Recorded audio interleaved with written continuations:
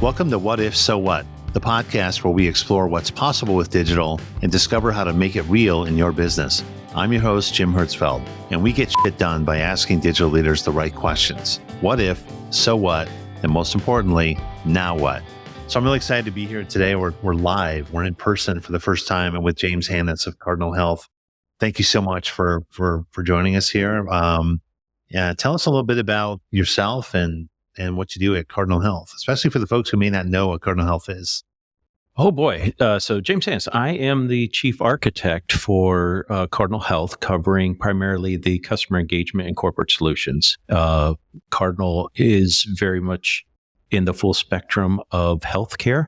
And so there's a lot more to it than just what one or two people can do. So I've got 4 or 5 other peers that work in architecture as well for their chief areas. In short, Cardinal is pharmaceutical distribution, it's medical product distribution, and there's a bunch of other services that are offered depending on their part of health. I've been with Cardinal for this, so I'll be coming up to my 9th year.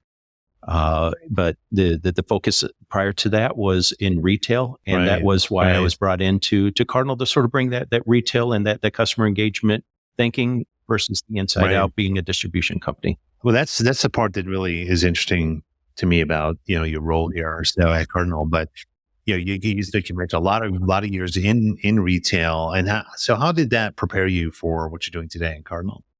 I think at Cardinal, it's as health is sort of changing from more hospital, more at the doctor, it's becoming more to the person, to the patient, to the caregiver. And so that is the experiences that you're looking at in terms of your buying power, your knowledge. How am I getting informed? What can I do for self-service? That's becoming a lot what Cardinal wants to be as they try to get to the full spectrum of what their customers would be looking for. Right. And so instead of being distribution, how can we empower all of the different personas of healthcare? Yeah. And I think we were talking earlier today, and you said something like, I think the number was something like 600 permutations of business, of buyer type, of channel. I mean, it gets a little complicated. It is definitely not dull. And what's nice is each one of those has a different experience. So it's not cookie cutter either way through any one of those personas. The thing I've always thought was funny about healthcare, we hear about personalization all the time. I mean, it doesn't get more personal than healthcare. So to your point about you're reaching the patient, the caregiver, the provider, the pharmacist, right? A lot of folks involved in our well-being. Yeah. So what's really fascinating to me in this story at Cardinal, this acknowledgement that we have to be customer focused. We work with a lot of, I would say, traditional companies, and you guys have been around for a while.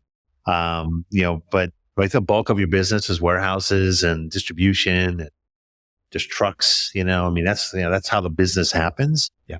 Getting it to where it's the medicine where it's needed. So that's very traditional, I think. It's a lot of traditional companies, brick and mortar, manufacturing companies that are making and selling and moving things. Or as I'm just going to go off on a tangent here, as Lloyd Dobler from Say Anything, one of my favorite movies, said, I don't want to buy anything processed or sold, sell anything processed or bought, or buy anything processed or sold. Anyway, we can cut that out later. But a lot of traditional companies out there who have hired retail experts like yourself to unlock this, mystery capability. What do you think those customers are really, or those organizations are really looking for from this retail perspective? Like when you really break it down, like what do they think they're looking for? Well, I think the first thing would be really understanding the trends, what the customer's looking for. In a retail you're constantly looking at on a seasonal basis. Every 6 months, or not even every 6 months, it's seasonal. What am I doing for back to school?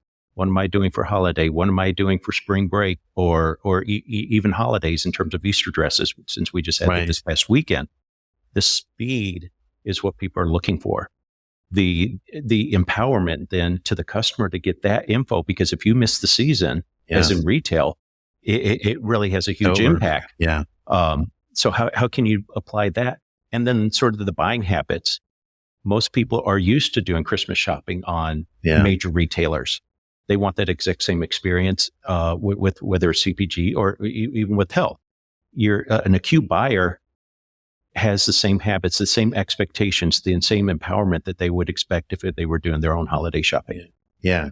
At the individual basis. At the individual basis, yes. Mm-hmm. Yeah. I think that's interesting. They have their preferences. They have They preferences. have their own pressures. There's the clock is ticking. And like you said, that's interesting. Easter break, spring break, I don't know, Back to Cinco de school. Mayo. Back to school. And if you're not available for these buyers, then they'll find someone who is, and they may not come back. And that's the big thing too, is even as I think you see the disruption in retail, as there's so many digital fronts. I'm not saying that the stores have gone down, but the purpose of the store is less critical versus the people being able to empower it on the website before they actually get to the store, if there is one within their vicinity. I think Walmart once called stores like forward deployed fulfillment centers. Yeah. Right. Which was, I don't know if you've heard that term. I may have gotten that wrong, but I thought that was, rethinking what is the purpose of a store? What's the purpose of the point of sale system? It's not, is it to take your cash? Is it to run the inventory in the store? Right. I mean, these are different ways of looking at things that you guys, and I think you're bringing that in to Cardinal.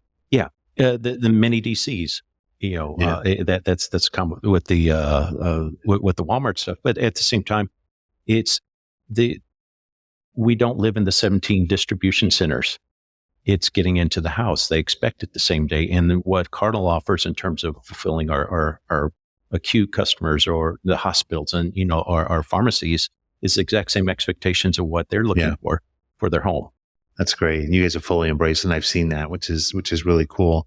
So what are some of those challenges that you're facing as a, traditional business and highly regulated, very B2B focused, but what are some of the hurdles you think you guys are getting over to make that happen? Well, I think some of the habits from a customer experience would fall into what I can track. And so, to be able to say, I understand what you're looking for. That's a no-no. Whether you've got a health issue, I can't track that. Yeah. I would love to be able to promote and say, hey, you're an Ohio State fan. I'm going to send you some red sweaters. Or you're a Michigan guy. I'm going to send you and get you some blue sweaters. Yeah. With a health condition, you're not, you can't start looking into that.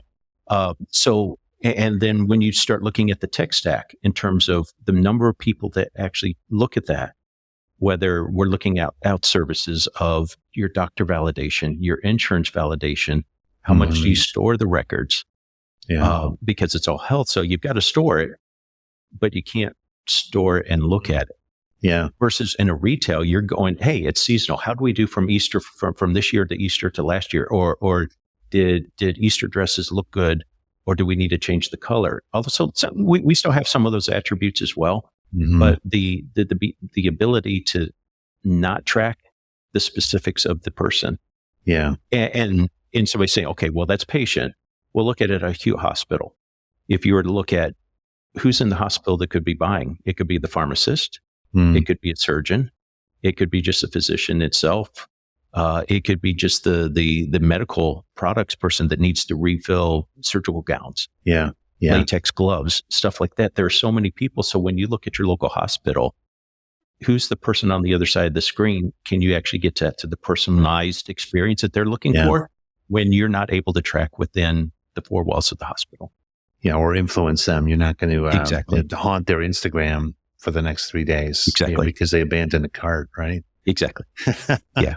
Well, that's interesting. That's great. I love that perspective. And I think you guys are doing an amazing job. What can the people listening to this program, this podcast, they have no retail experience. They haven't been down that road. They don't have the perspective. What's advice you would give to somebody who's thinking about the same kinds of challenges? I would look at the speed. So how can you actually get to speed? That's what the customers expect. And so if you look at how can I deploy something that gets in front of the customer, whoever the person on the other side of the screen is, if I can, people still look for product, whether it's a tangible or a service. What's the info? What's available? How can I search for it? Those are simple things. But if you could get that out there, you get connection. from a marketing, you've got, it's not a lead anymore. It's a hook. Yeah. Yeah. So if you can get them hooked, that says, okay, that's the service that's going to enable me to make an informed decision. Start simple versus trying to look at the big, the full gamut. And then as the uniqueness of whatever the customer experience is for that industry, then start adding on the Legos, which, I've talked about, to get that in a speed to market, but not wait for everything. But then it also enables you to be able to swap the Legos out as well. So it's not a big overhaul 3, 4, 5 years down the line as well. Paint it into a corner. Exactly. No, that's great. Speed is everything. Time kills all deals. Yeah. Well, you just don't want them to lose it. They will find another provider for whatever services that they're looking for. So you've got to be able to be quick. Yeah, that's great. Well, speaking of quick, I think we've reached our time here. I really appreciate doing this. Yeah. Glad we could do it live. Oh yeah, it's a beautiful location. Yeah, great it's nice tables, outside beautiful too. Dublin, Ohio. Yeah, come back for more. Thanks, James. I appreciate you stopping by and saying hi. Take it easy. All right.